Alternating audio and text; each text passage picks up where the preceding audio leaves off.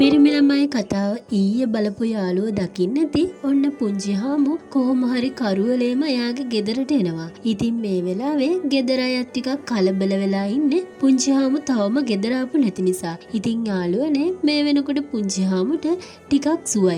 ඉතින් ඒ වගේම එයාට තම්මැට්ටමෙන් ඔළුවට ගැහුවේ පොඩි මහත්තයා කියලා එයා ගෙදර අය ඉස්සරහා කිව්වා. ඉතින් ඒක නම් එයා කරගත්ත ලොකුම මෝඩ වැඩක්. ඉතින් යාළුවනේ ඔන්න දැන් අකුරණ හාමිනේටත් ගොඩක් කේන්ති ගිහිල්ලා ඉන්නේ. ඒ වගේම දිල්හාරත් මේ වෙනකොට පුංචි මහත්තයා ගැන ගොඩාක්ම දුක් වෙනවා. ඉතින් යාළුවනේ ඔන්න අද කොටසේදී ඔයාලට බලා ගන්න පුළුවන් වෙනවා දිල්හාර අනිවාර්යෙන්ම පුංචි හාමු ගැන හොයන්න වලව්වට ඒවි. එහෙමත් නැත්නම් එයා කවුරුම හරි වලව්වට එවලා පුංචි හාමු ගැන විස්තරයක් හොයන්න ලොකු ඉඩකඩක් තියෙනවා. ඉතින් මේ සතියේදී ලස්සන සිදුවීම් ටිකක් සිද්ධ වුණා. ඉතින් යාළුවනේ දිල්හාරගේ පොඩි මහත්තයාගේ සම්බන්ධයක් තියෙනවා කියලානේ පුංචි හාමු හිතාගෙන හිටියේ. ඉතින් ඔන්න පොඩි මහත්තයා කරපු දේත් එක්ක පුංචි හාමුගේ හිතේ පොඩි මහත්තයා ගැන තියෙන තරහ තව තවත් වැඩි වුණා. ඉතින් ඉදිරියේදී මේ දෙන්නගේ තවත් සුපිරි වලි ටිකක් ඔයාලට බලා ගන්න පුළුවන්. ඒ වගේම දිල්හාර කොච්චර නෑ කියලා කිව්වත් පුංචි හාමු දැන් පිළිගන්නේ නෑ පොඩි මහත්තයායි දිල්හාරයි අතර සම්බන්ධයක් නැහැ කියලා.